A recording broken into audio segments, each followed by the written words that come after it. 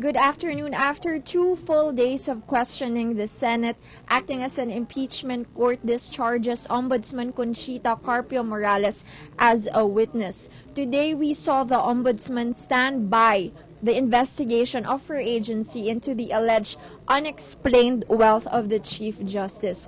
Ombudsman Morales was citing two grounds for her investigation. First, she said, was the Ombudsman Act, which gave her body the power to investigate and to ask other government agencies for help, specifically in this case the Anti-Money Laundering Council, for information in investigating public officials. The second basis that she said was the waiver in the Statement of Assets, Liabilities, and Net Worth, where public officials sign and allow the ombudsman to look into their assets and their properties. Today, in the redirect examination, we saw lead defense counsel Serafin Cuevas try to establish that the ombudsman is not competent to testify on the AMLAC report.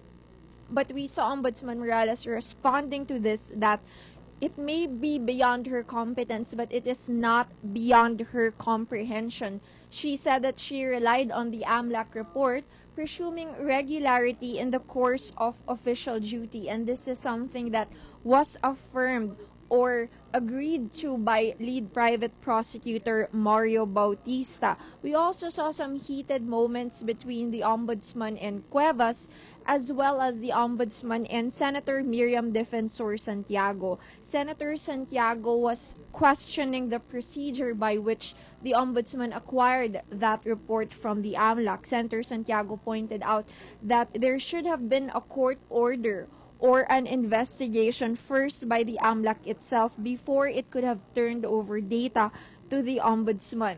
And she said that in this case, that was not followed. But again, Ombudsman Morales stood by her investigation. There was also question on the secrecy of bank accounts as well as the Foreign Currency Deposits Act and the confidentiality of the bank records of the Chief Justice. Ombudsman Morales said that her agency actually kept that confidentiality as the records were personally delivered to her by AMLAC Executive Director Vicente Aquino.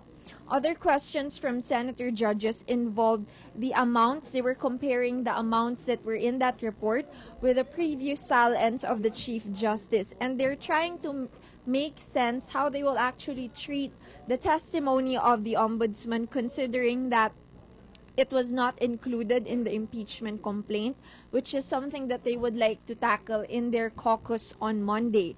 Another question from senator judges was that of political persecution and if there is such a thing as having too much powers with the ombudsman. But of course, we saw Ombudsman Morales saying that she was not used, affirming that she was not used in this investigation and that she would not allow her record in government service to be tainted. She said that she has a spotless record. So basically, the ombudsman fielded questions for today, but of course, the defense still maintains that she is not a competent witness to discuss the AMLAC. What we would see in the coming days if the impeachment court will actually summon officials of the AMLAC and how the defense plans to proceed with the testimonies of the complainants who filed petitions against Corona before the office of the ombudsman. We now bring you the press conferences of the defense and prosecution panels.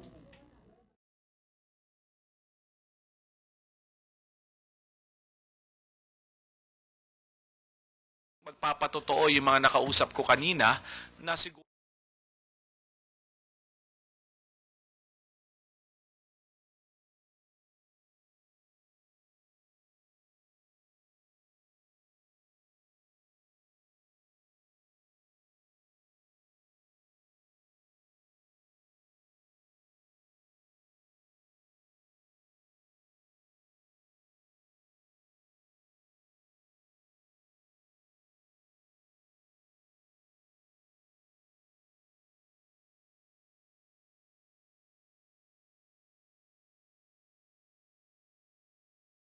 Tinatanong po sa redirect si Ombudsman Morales at tinanong siya ni Justice Cuevas kung alam ba niya ang naging paraan doon